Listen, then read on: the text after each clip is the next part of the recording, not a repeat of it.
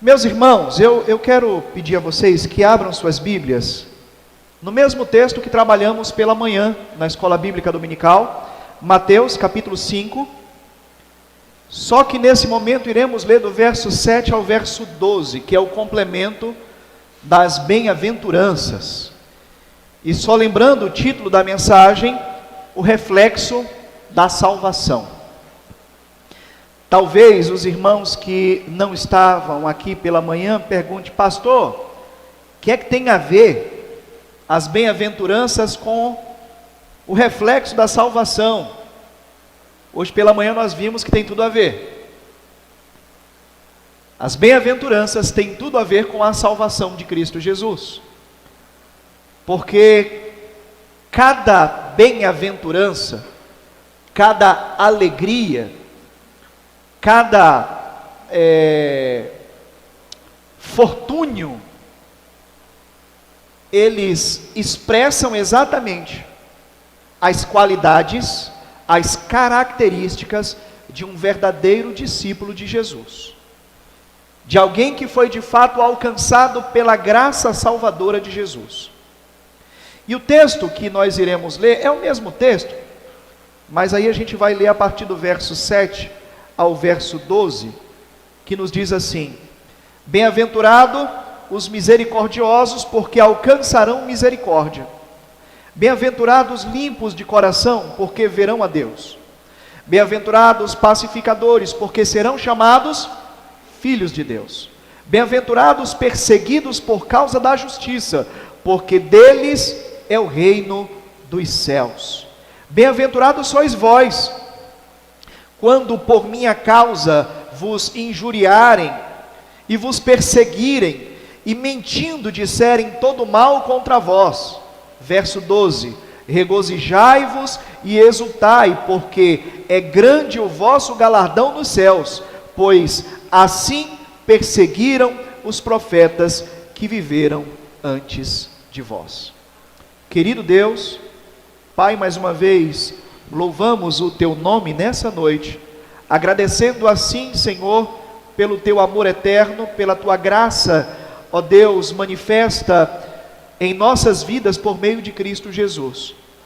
Ó Pai, com a mesma petição que fizemos na mensagem da manhã, nós pedimos, Senhor, nesta hora, que o Senhor nos ilumine, para que, ó Deus, a mensagem, Senhor, desta noite, ela venha de fato do Senhor, e que nós, ó Deus, venhamos aprender, que nós venhamos, Senhor, sermos desafiados, que sejamos, ó Deus, impulsionados a refletir, Senhor, sobre a nossa caminhada, a refletirmos, ó Deus, sobre a nossa vida, sobre as nossas decisões, sobre a forma que lidamos, Senhor, com os nossos irmãos, para que sejamos, ó Deus, de fato, ou melhor, para que vivamos de fato o reflexo da salvação. Em nome de Cristo Jesus, que a Tua palavra, Senhor, opere em nossas vidas. Amém. Meus amados irmãos, o Sermão da Montanha foi um marco no ministério de Jesus. Hoje pela manhã nós falamos exatamente sobre este modelo de pregação, aonde Jesus se afasta da grande multidão por causa da sua mensagem.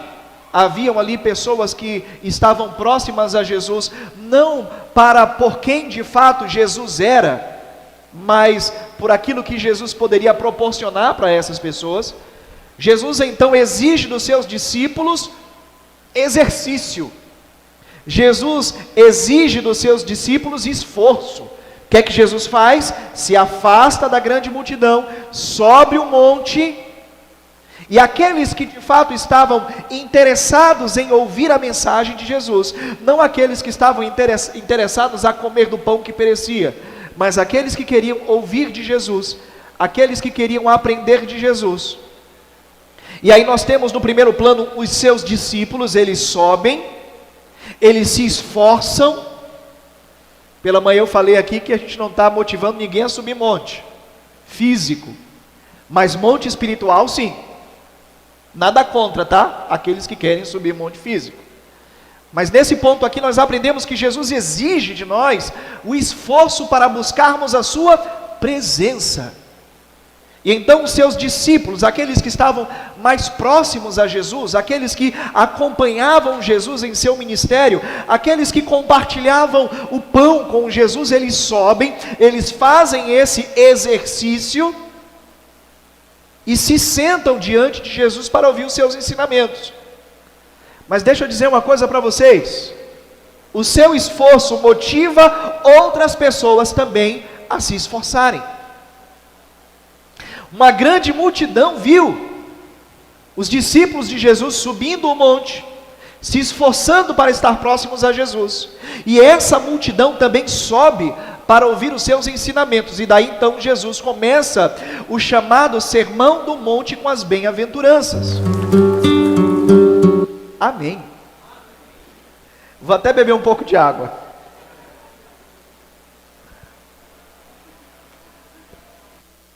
Mas, meus irmãos, esse método de Jesus, como foi falado pela manhã, acaba sendo copiado ao longo dos tempos. Ele inicia então as bem-aventuranças com esse ímpeto de expressar o reflexo da salvação. Mas o Sermão da Montanha, ele não se resume somente nas bem-aventuranças. Jesus passa a falar sobre assuntos diversos, sobre o bom relacionamento com o próximo e, consequentemente, o bom relacionamento com Deus. E aqui tem um ponto que precisa da nossa atenção: nós não nos relacionamos com Deus se não nos relacionarmos bem com o nosso próximo. Se olharmos para a cruz, existe um grande mistério. A cruz é a unificação de dois vetores, um vetor horizontal e um vetor vertical. O vetor horizontal, meus irmãos, nos faz pensar, nos faz refletir sobre a nossa relação com o nosso semelhante. Mas o vetor vertical, o horizontal, nos faz refletir sobre a nossa relação com o nosso semelhante, mas o vetor vertical nos faz refletir sobre a nossa relação com Deus. Mas quando nós separamos esses dois vetores, ele perde a sua simbologia. Não é mais uma cruz. A minha intenção nessa noite, assim como pela manhã, é escavarmos as preciosas palavras de Jesus, para que venhamos refletir sobre a nossa condição e aplicarmos essas verdades em nossas vidas. Assim como pela manhã, aqui os irmãos que estudaram durante essas 4 semanas, o curso de homilética, né? Erradamente eu vou citar o meu ICT, tá? Mesmo ICT que eu citei pela manhã. Jesus, ele ensinou os seus discípulos diante de uma grande multidão. Jesus então disse que as virtudes intrínsecas a cada homem, elas atraem a recompensa. Por isso, aqueles homens eram bem-aventurados. Por isso, aqueles homens eram felizes.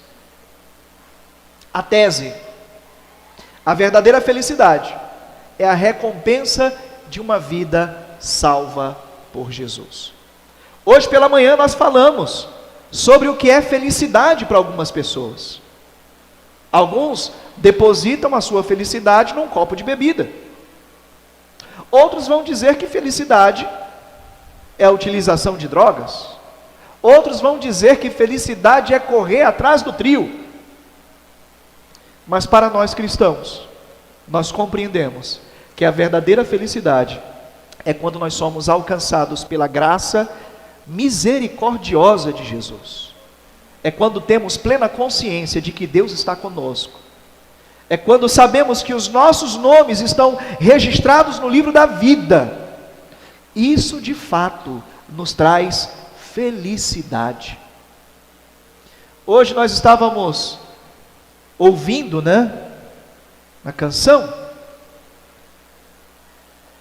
vindo para cá, e a canção citava exatamente aquela expressão dita por Jesus. Na verdade é uma canção que o Ministério de Louvor canta aqui. Buscai primeiro o reino de Deus e a sua justiça. Todas as coisas vos serão acrescentadas. Aleluia, aleluia. É exatamente essa a ideia, meus irmãos. Quando nós buscamos o reino de Deus, quando nós buscamos a Jesus, quando nós nos esforçamos para subir o monte e ouvir os seus ensinamentos, essas virtudes, elas se fazem presentes, elas se fazem notórias em nossas vidas.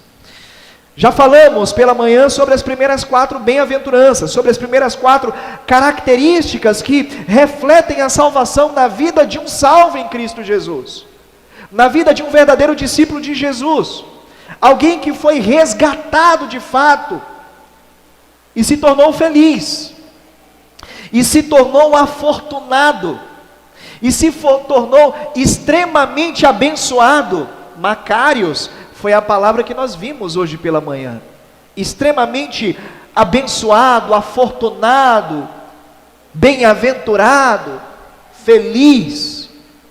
Exatamente por isso, meus irmãos, nós comparamos e colocamos na mesma classe essas bem-aventuranças com a salvação. Porque alguém dentro da cosmovisão cristã que foi extremamente abençoado por Deus, é alguém que foi alcançado pela sua graça. É alguém que foi alcançado pela sua misericórdia. Hoje pela manhã, nós citamos as 4 primeiras características. Para lembrar os irmãos, a primeira é a pobreza espiritual. Precisamos ser pobres de espírito. Precisamos entender que nós não somos nada. Precisamos entender que somos dependentes de Deus. E um grande exemplo para isso é aquela parábola que Jesus conta da entrada no templo dos 2 homens, um fariseu e um publicano. O rico espiritual, que era referência de espiritualidade, bate no peito e diz: obrigado, Senhor, porque eu não sou como este homem pecador. Isso a gente falou pela manhã, né? A segunda são as lágrimas derramadas, lágrimas de arrependimento. Assim como Davi se arrependeu ao ouvir a chamada de atenção do profeta Natã. Assim como Pedro chorou amargamente depois de ouvir o cantar do galo, arrependendo-se de ter negado Jesus. A terceira, meus irmãos, é a mansidão ou a gentileza, são sinônimos. Os discípulos de Jesus precisam ser iguais a Jesus. Jesus era uma pessoa gentil, Jesus era uma pessoa mansa. E a gentileza e a mansidão são características de alguém que aprende com Jesus. A quarta é um anseio à justiça. Você que tem fome e sede de justiça será farto. Hoje pela manhã falamos sobre os 2 sentidos que essa palavra nos traz: o sentido de justiça social e o sentido de justiça pessoal. A palavra justiça nos fala sobre justiça social, mas o contexto nos apresenta a justiça pessoal. A justiça de quê? Nós olhamos para aquilo que Cristo fez e entendemos que nós não fazemos nada como ato de agradecimento. A justiça de entender que estaríamos sendo condenados à morte, mas Cristo recebeu sobre ele todo o castigo pelo nosso pecado. Paulo então vai dizer aos Romanos, portanto agora, Romanos capítulo 8, verso 1, portanto agora, nenhuma condenação há para aqueles que estão em Cristo Jesus, que não andam segundo a carne, mas segundo o Espírito. Ou seja, bem-aventurados sois vós que têm fome e sede de justiça, porque vocês serão fartos. Nós fomos justificados pela atitude, pelo ato salvífico de Jesus na cruz do Calvário. Mas hoje, meus irmãos, agora à noite, eu quero apresentar o quinto ponto, a quinta característica de alguém que, de fato, foi alcançado por essa graça. A salvação, ela é refletida na vida dos salvos por meio da misericórdia. Jesus então diz no verso 7, bem-aventurado os misericordiosos, porque alcançarão misericórdia. Isso me faz lembrar da oração do Pai Nosso, quando Jesus diz assim, quando vocês estiverem orando, orai assim, Pai Nosso que estás nos céus, santificado seja o vosso nome, venha a nós ao vosso reino, seja feita a vossa vontade, assim na terra como nos céus. O pão nosso de cada dia nos dai hoje. Perdoa as nossas dívidas, as nossas ofensas, assim como nós perdoamos aqueles que nos têm ofendido. Para por aqui. Então, quando nós lemos, meus irmãos, que é bem-aventurado, é feliz, é afortunado, é extremamente abençoado, aquele que é misericordioso, porque ele alcançará a misericórdia, isso nos faz pensar na oração do Pai Nosso. Será que nós temos perdoado as pessoas para que Deus nos perdoe? Será que nós temos tratado bem as pessoas para que Deus nos trate bem? Misericórdia é um atributo divino. Misericórdia é uma característica que nós observamos lá no livro de Gênesis, no ato da criação. Quando Deus diz assim, façamos o homem conforme a nossa imagem e a nossa semelhança. Nós temos aqui a Trindade, Deus Pai, Deus Filho, Deus Espírito. Vamos fazer o homem conforme a nossa imagem e a nossa semelhança. Deus não tem pé, Deus não tem mão, Deus é Espírito. Então entendemos, meus irmãos, que quando a Santa Trindade diz isso aqui, não são características físicas que nos faz iguais a Deus, mas são os seus atributos, são as suas qualidades. Nós não somos semelhantemente a Deus de forma física, mas somos semelhantes a Deus, porque Ele nos concedeu os seus atributos. E a misericórdia, meus irmãos, é um atributo divino. Olha só o que é que nos diz Lamentações, capítulo 3, verso 22. Graças ao grande amor do Senhor, é que nós não somos consumidos, pois as suas misericórdias são inesgotáveis. Eu dou graças a Deus porque eu não sou consumido, porque as misericórdias de Deus são grandiosas, porque as misericórdias de Deus são inesgotáveis, ou seja, é um atributo, é uma característica que Deus possui, e que no ato da criação, Deus disse assim, olha, o homem também terá a capacidade de ser misericordioso. Será que nós temos colocado esse atributo divino, que nós recebemos no ato da criação, em prática? Imagine um homem, irmã Célia, não vou contar a história do bolo, tá? É outra agora. Imagine um homem que, com muito esforço, ele construiu os muros da sua casa. E certo dia, o filho do vizinho, adolescente, o pai havia saído para trabalhar, ele pega o carro do pai e sai, sem saber dirigir. E aí o que é que ele faz? Dá uma ré e arrebenta o muro do vizinho, que com muito esforço o vizinho construiu. Só que o carro do pai dele não teve um arranhão. Aquele homem, meus irmãos, tinha todo o direito de exigir recompensa, de exigir reparo. Mas quando viu o desespero daquele adolescente, quando viu o choro daquele adolescente, aonde ele viu que ele tinha errado e que ele estava arrependido, aquele homem chamou aquele jovem e disse assim, olha, Descanse teu coração. Eu não vou te entregar para o teu pai. Eu não vou dizer para o teu pai aquilo que você fez. E eu não vou exigir que você conserte o meu muro. Mas você vai me prometer nunca mais pegar o carro do teu pai emprestado. Pegar o carro do teu pai escondido. E aquele garoto prometeu. E aquele homem não contou ao seu pai aquilo que ele havia feito. Ele se esforçou e reconstruiu o seu muro. E aquele garoto nunca mais pegou o carro do seu pai emprestado. Aquele homem tinha o direito de exigir reparo? Sim. Aquele homem tinha o direito de chamar o pai, contar a história e exigir que aquela criança, aquele adolescente fosse repreendido? Sim. Mas ele não fez, porque ele exerceu misericórdia.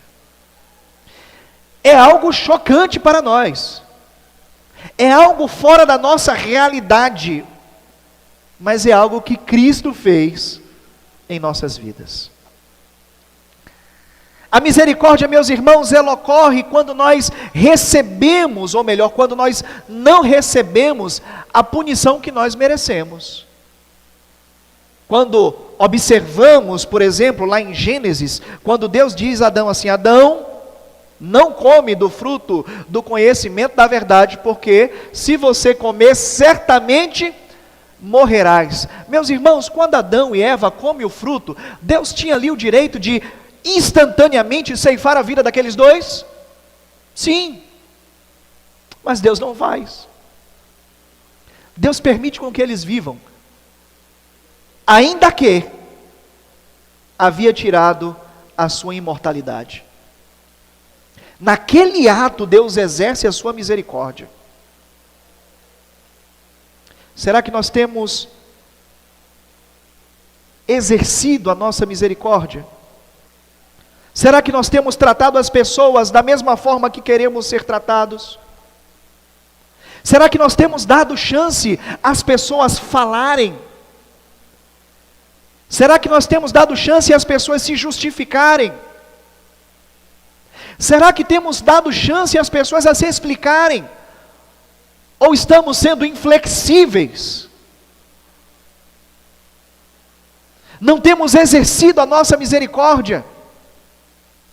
Será que temos dado mais uma chance às pessoas a se arrependerem? Pedro pergunta para Jesus: Senhor, quantas vezes alguém peca contra mim e eu devo perdoar? 7? Não. Infinitamente. 70 vezes 7. É algo que na cabeça do judeu não tem cálculo. Isso é misericórdia, meus irmãos. Foi isso que Deus fez por mim, foi isso que Deus fez por você. Deus nos deu uma segunda chance, e o castigo que era para nós, Deus suprimiu. Ele levou sobre si. 1 Pedro capítulo 2, verso 24, o apóstolo disse: Ele mesmo carregou os nossos pecados em seu corpo na cruz, a fim de que morrêssemos para o nosso pecado e vivêssemos para a justiça, pois por suas feridas nós fomos curados. Percebe que Deus, Ele foi misericordioso com a minha vida, e que Deus foi misericordioso com a sua vida, e que nós precisamos ser misericordiosos uns com os outros. João 3,16, o que é que diz? Não, quero ouvir a igreja toda. João 3,16, o que é que diz?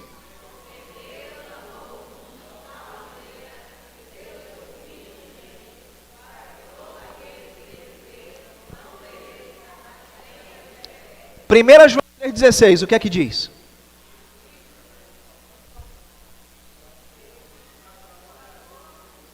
Nisso consiste um amor, em que Cristo deu a vida por nós, e nós precisamos dar a vida pelos nossos irmãos. Isso é misericórdia. E precisamos viver isso. A salvação, meus irmãos, ela é refletida pela faxina no coração. Não é mera limpeza não, tá? É faxina. É quando tiramos tudo e jogamos fora. Bem-aventurados os limpos de coração, porque eles verão a Deus. Não existe uma forma de vermos a Deus se não tivermos os nossos corações purificados. Uma característica inquestionável de um discípulo de Jesus é ter o seu coração puro. Existem pessoas, meus irmãos, que precisam fazer verdadeiras faxinas no coração. Pois se tornar um discípulo de Jesus é exatamente limpar o coração da maldade. É exatamente tirar a angústia do coração. Ser um verdadeiro discípulo de Jesus é tirar a inveja do coração, é tirar a mentira, é tirar os vícios, tudo aquilo que impede com que Deus transforme a sua vida. Precisamos limpar os nossos corações. Salmo de número 24, verso 3 e o verso 4, o salmista disse assim: quem pode subir no monte santo do Senhor? Quem pode permanecer no seu santo lugar? Somente os que têm mãos limpas e aqueles que são puros de coração, que não enganam que não se entregam aos ídolos e que não jura falsamente. Quem pode subir no monte do Senhor? Aqueles que são puros de mãos, que vivem um processo de santificação, e aqueles que têm um coração puro. Só assim podemos vir a Deus. Olha como é que as palavras de Jesus coincidem com o Salmo de número 24, verso 3 e o 4. Bem-aventurados limpos de coração, porque eles verão a Deus. Quem pode subir no santo monte do Senhor? Quem pode permanecer no teu santo lugar? Somente aqueles que têm as mãos puras e o coração limpo. Tiago capítulo 4, verso 8, ele disse assim: aproximem de Deus e Ele se aproximará de vocês. Lavem as mãos, pecadores, e purifiquem o coração, vocês que têm a mente dividida. Onde é que está a tua mente? Nas coisas de Deus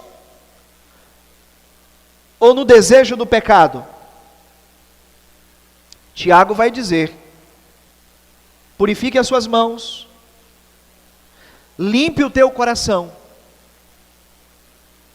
para que a tua mente não esteja dividida. Purificar o coração, meus irmãos, é ser totalmente sincero, ser livre do engano. Aquele que não tem duas caras com Deus e duas caras com o irmão. Tem gente que quer ter duas caras com Deus, né? Até tenta, mas não pode. Quer ter duas caras com Deus?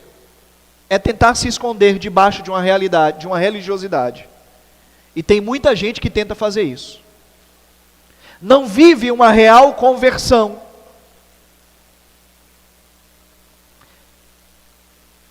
Engana até os irmãos. Engana até a sociedade. Engana até a igreja. E ainda que ele ache que está enganando Deus, ele não está enganando. E é exatamente sobre isso que Jesus fala: purifique o teu coração. Seja sincero em seu comportamento com o reino. Os puros de coração, meus irmãos, não são pessoas hipócritas, mas são pessoas que reconhecem as suas limitações e apresentam a Deus: Deus, tem algo que me abala, tem algo que toca em minha fraqueza e eu preciso que o Senhor trabalhe nisso. Sinceridade de coração. Paulo, ele vivencia isso quando ele apresenta ao Senhor em oração o seu espinho na carne. Deus, eu não consigo. Deus, eu preciso que o Senhor tire isso da minha vida. Deus, eu sozinho não consigo lidar com essas questões. Aquilo que eu não quero fazer, disse Paulo, né? Eu faço. E aquilo que eu quero fazer, eu não faço. Miserável homem que sou, quem me livra dessa situação? Graças eu dou pelo sacrifício de Jesus Cristo. Isso é ser sincero de coração, ter o coração limpo. Existem pessoas, meus irmãos, que se escondem, que não são sinceras com Deus. Saiba que os olhos do Senhor, eles são como chamas de fogo, e não tem como nós nos escondermos. Deus, Ele conhece os nossos pensamentos. É por isso que todos nós precisamos viver esse processo de faxina, de limpeza, de purificação, para que sejamos sinceros com o nosso semelhante, e que também sejamos sinceros com Deus. A salvação, meus irmãos, ela é refletida pela promoção da paz. Precisamos promover a paz. Bem-aventurados pacificadores, porque eles serão chamados filhos de Deus. Precisamos ser pacificadores. Em paralelo com a mansidão que nós vimos no sermão pela manhã, o pacificador, ele não só vive de gentilezas, trazendo a paz para si, mas ele é aquela pessoa que, além de ser alguém que vive em paz, é alguém que leva a paz para outras pessoas. É alguém que promove com que a paz chegue em outros corações. É alguém que se sacrifica para que não haja contendas em sua casa. É alguém que se sacrifica para que não haja contendas no seu trabalho. É alguém que se sacrifica para que não haja contendas dentro da igreja. Algumas semanas ocorreu um evento que bombardeou as redes sociais. A luta de Popó. Quem não assistiu não precisa ver não, tá? Não tem nada para ganhar. Mas o que é que acontece ali? Aqueles que estavam para lutar, estavam pacificando. Porque aqueles que eram para pacificar, estavam brigando. Para pensar. Você tem dois lutadores que estão no ringue para lutar. E você tem os corners que estão ali para fazer a paz. Acabou a briga, os corners se juntaram para poder brigar. E os dois lutadores estavam defendendo, estavam separando.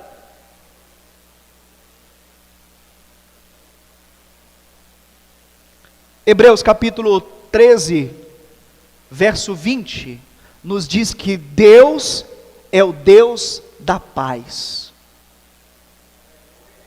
Isaías capítulo 9, verso 6, Cristo é o príncipe da paz. O que é que nós temos sido? O que é que nós temos promovido?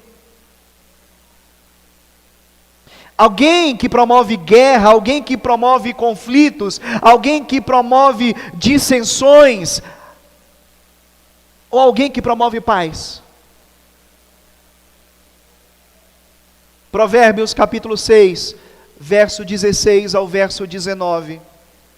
Estas 6 coisas o Senhor odeia, e a 7ª a sua alma abomina.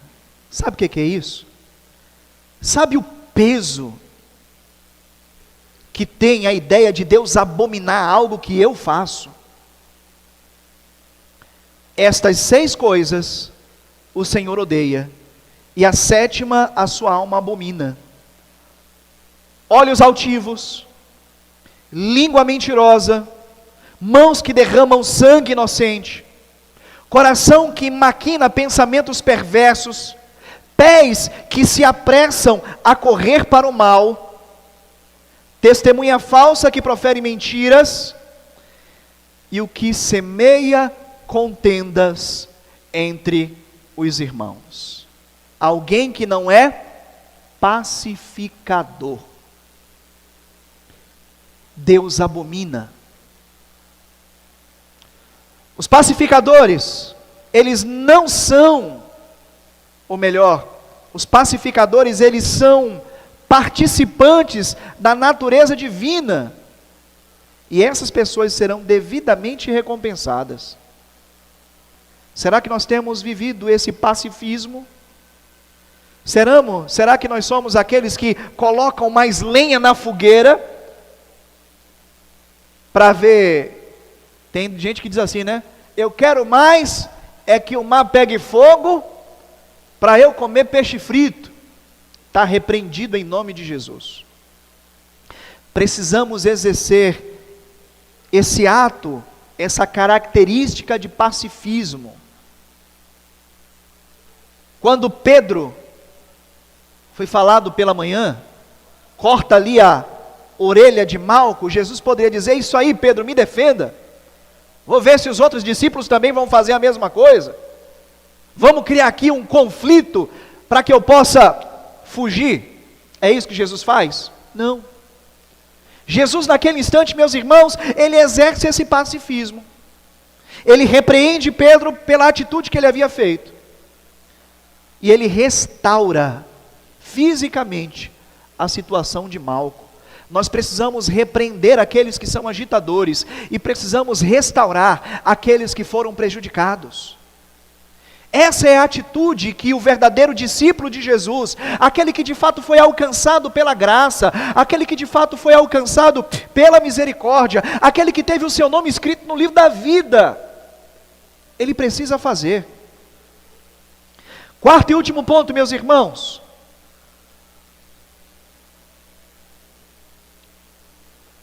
A salvação, ela é refletida pela perseguição e pelo ódio. Não da nossa parte, mas da parte do mundo.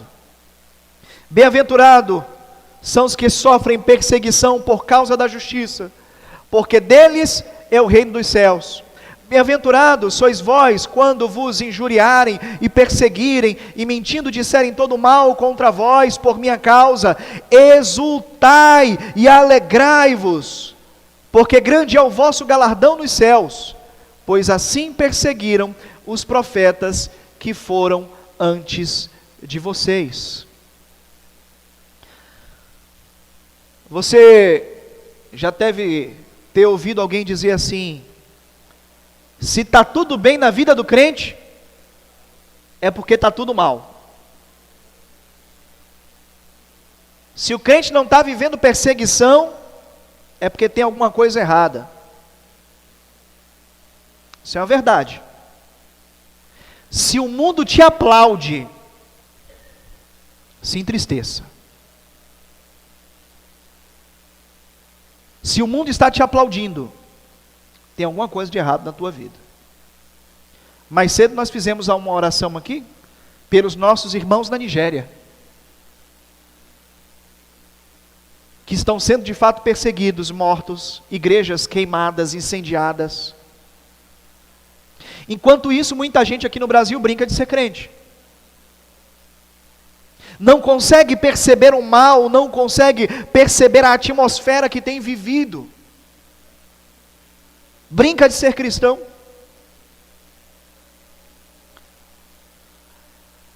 Não permita que o mundo te aplauda. Porque enquanto o mundo está te aplaudindo, Deus está te repreendendo. Enquanto o mundo se alegra com as suas atitudes, Deus se entristece. São recompensas antagônicas. O aplauso do mundo e a vaia de Deus.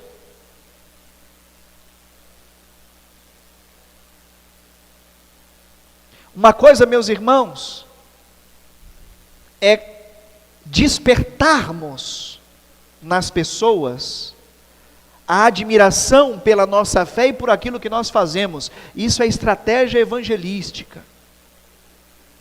Outra coisa é sermos aplaudidos por não nos opormos àquilo que o mundo pensa e ao seu comportamento tenebroso.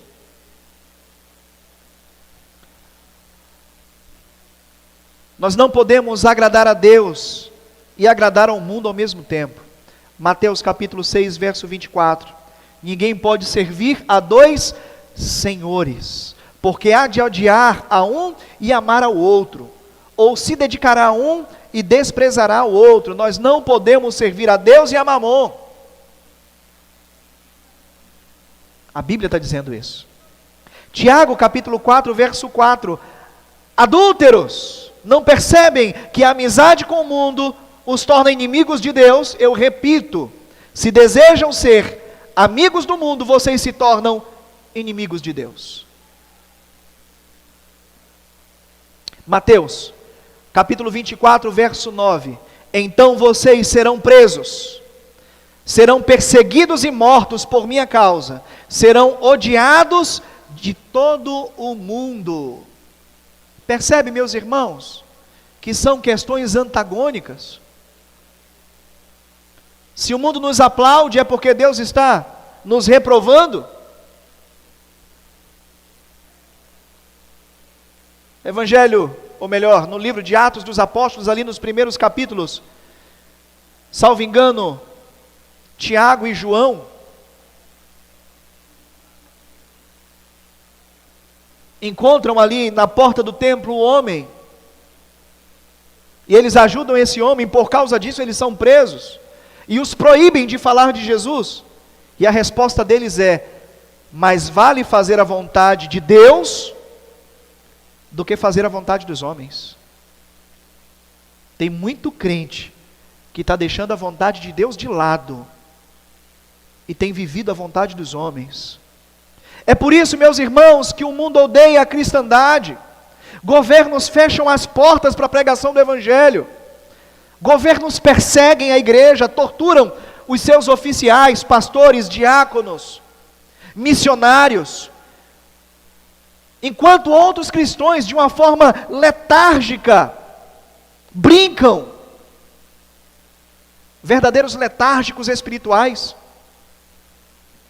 estimulam de forma erradamente o aplauso das pessoas, querem receber tapinhas nas costas e ficar bem na foto, enquanto os nossos irmãos em outros locais estão sendo mortos de formas terríveis, assassinados, queimados de formas terríveis, cuspidos, apedrejados. Jesus está dizendo que aqueles irmãos são bem-aventurados, que aqueles irmãos são felizes, que aqueles irmãos são afortunados, que aqueles irmãos são extremamente abençoados, porque eles estão sofrendo perseguição, porque eles estão perdendo as suas vidas e vivendo nesse momento da glória. E qual tem sido a nossa postura diante de todas essas coisas?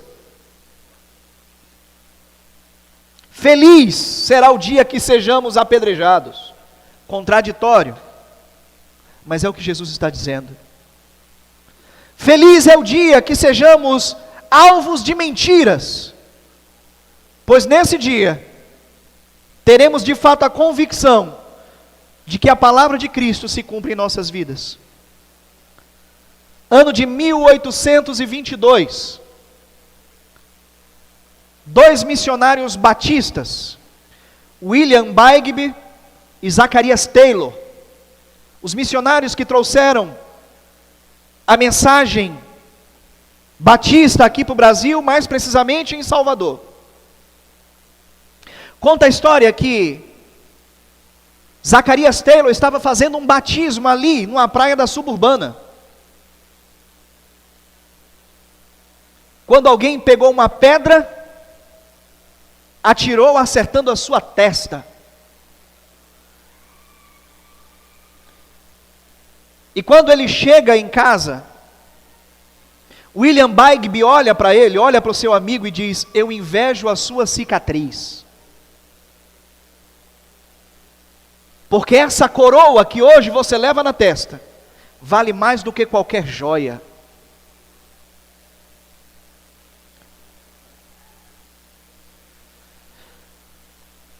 Estranhe quando tudo estiver muito bem na sua vida, quando ninguém questionar o motivo da sua fé, quando ninguém implicar por você ser cristão. Estranhe. Pela ótica da fé, esses nossos irmãos perseguidos, países comunistas, países muçulmanos, esses irmãos são bem-aventurados, porque eles têm vivido as profecias do Senhor Jesus. Eles têm vivido as promessas de Deus.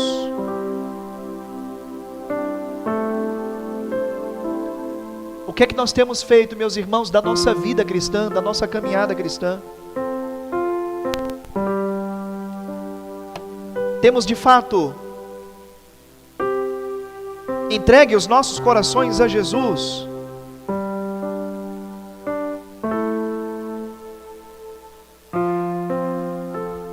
De forma que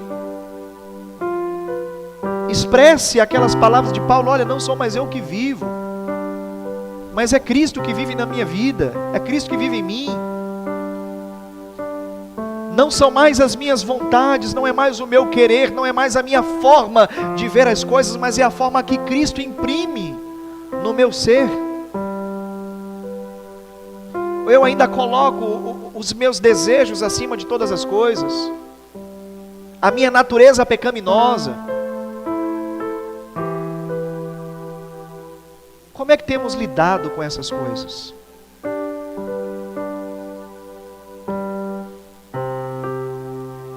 Jesus disse que, se quisermos de fato sermos os seus discípulos, precisamos negar as nossas próprias vontades.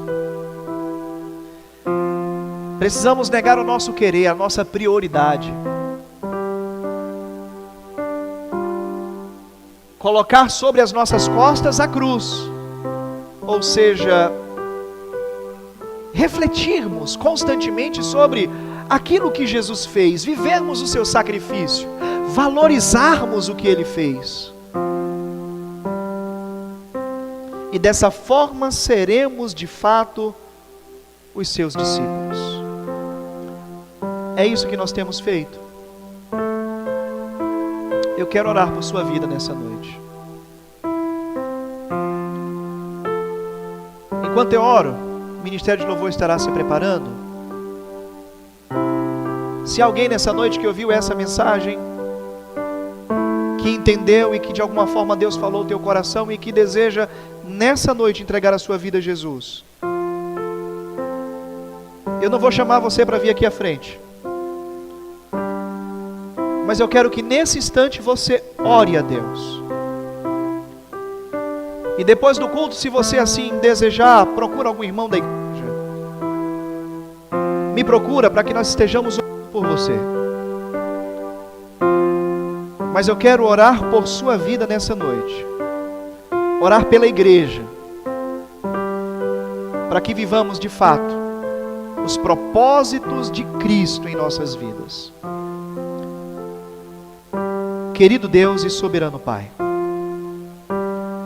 Tu és soberano, Senhor, eterno, supremo, maravilhoso.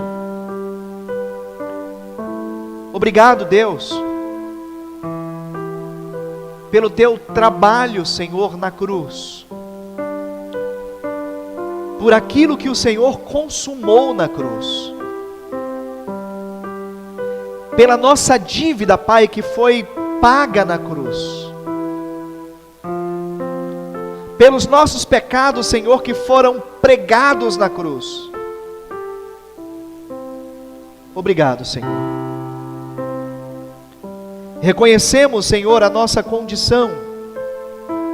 Reconhecemos, Senhor, quem de fato somos. E de fato, Senhor, nós não somos nada. Pequenos, falhos, muitas vezes inimigos de Deus. Mas o sacrifício de Cristo, mais uma vez, nos uniu ao Senhor. O Senhor não levou em conta essa nossa condição. Ainda assim morreu por nós. Estando nós nessa condição de pecadores. Mas o Teu Filho amado Jesus entregou a sua vida, para que nós pudéssemos viver, para que nós pudéssemos ter mais uma oportunidade, Senhor. A Tua misericórdia, Pai, ela alcançou as nossas vidas. E o que é que nós temos feito, Senhor? Perdoa-nos, Pai, pelos nossos pecados. Perdoa-nos, Deus, pelo nosso comportamento muitas vezes errôneo. Perdoa-nos pelas nossas falhas. Estamos, ó Deus, sendo aqui sinceros e fazendo, Senhor, uma limpeza, uma faxina em nossos corações. Ajuda-nos, porque sozinhos nós não conseguimos, Senhor. Oramos, ó Deus, por aqueles que foram tocados por essa palavra. E pedimos, ó Deus, que o Teu Espírito trabalhe em suas vidas. Que nenhum de nós, Senhor, saiamos deste tempo da mesma forma que nós entramos, mas que esta palavra tenha, Senhor, mexido em nossos corações, mexido, Senhor, com as nossas estruturas, e que ela nos faça refletir, não somente durante esta semana, mas em todos os momentos. Se essas características, ó Deus, de verdadeiros discípulos de Jesus estão estampadas, ó Deus, em nosso ser, em nome do Senhor Jesus, nós pedimos, ó Deus, a Tua presença poderosa em nossas vidas, o Seu agir poderoso em nossas vidas, e a Tua bondosa mão nos guiando em todo o tempo, em nome de Cristo Jesus. Amém, Senhor. Amém.